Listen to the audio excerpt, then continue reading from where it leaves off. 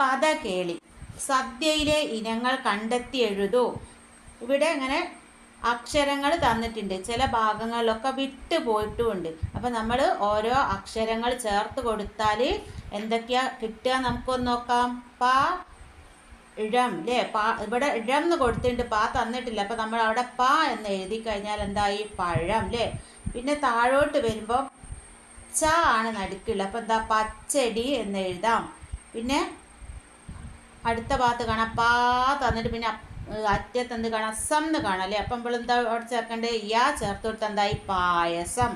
മുകളിൽ നിന്ന് ഇങ്ങോട്ട് വരുമ്പോൾ സം എന്നുള്ളതിൻ്റെ മുകൾ ഭാഗത്ത് ര എന്ന് ചേർത്ത് കൊടുത്താൽ എന്തായി? രസം.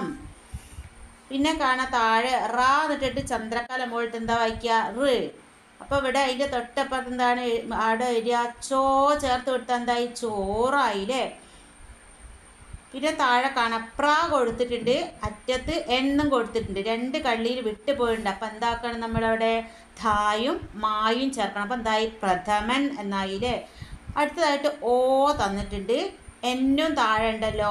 അപ്പം അവിടെ നടുക്ക് എന്താ ഇടേണ്ടത്? ല. ഓലൻ. സദ്യയിലൊക്കെ ഉണ്ടാകുന്നതാണല്ലേ ഓലൻ. അപ്പോൾ ഇത്രയും ചേർത്ത് കഴിഞ്ഞാൽ എന്തായി? പദകേളി പൂർത്തിയായി. ഇനി സദ്യയിൽ എന്തൊക്കെ?